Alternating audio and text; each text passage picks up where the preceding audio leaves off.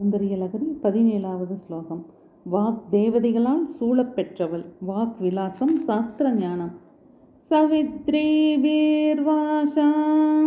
சசிமணி சிலாபங்கருஷிபிஹ வசின்யாத்யாவிஸ்த்வாம் சக ஜனனி சஞ்சிந்தயதி யஹ ஷகர்த்தா காவ்யானாம் பவதி மகதாம் பங்கிருஷிபிஹ வசோபே வாக்தேவி வதன கமலா மோதமதுரைஹி. அக்ஷர வர்க்கங்களை தோற்றுவிக்கும் தேவதைகளாகிய வசினி முதலியவர்களால் சூழப்பெற்றவள் என்பது இதற்கு பொருள்.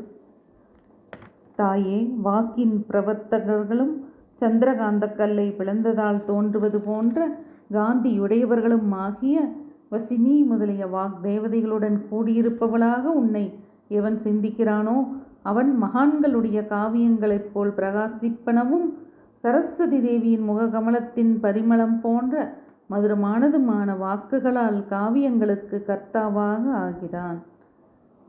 சர்வரோககர சக்கரம் என்னும் அஷ்டகோணத்தில் வசினி தேவதைகள் பின்வரும் மாத்ருகா மந்திரங்களால் பூஜிக்கப்படுகின்றனர்.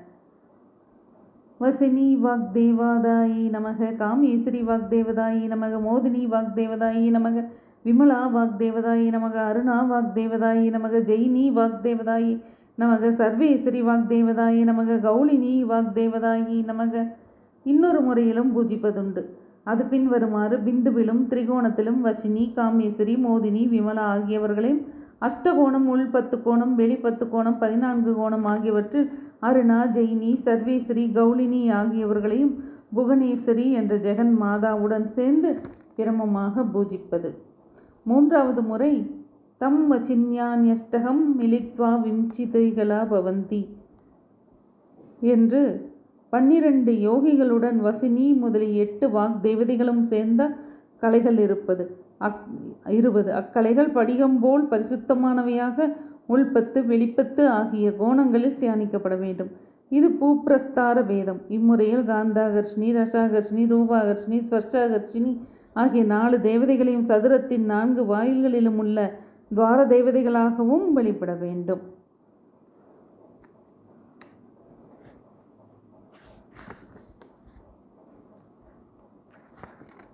சவித்ரிபிர்வாசாம் சசிமணி சிலாவங்க ருஷிபிர் வசின்யாத்யாவிஸ்த்வாம் சக ஜனனி சஞ்சிந்தயதி யஹ ஷகர்த்தா காவ்யானாம் பவதி மகதாம் பங்கிருஷிபிர் வசோபிர் வாக்தேவி வதன கமலா மோதமதுரைஹி.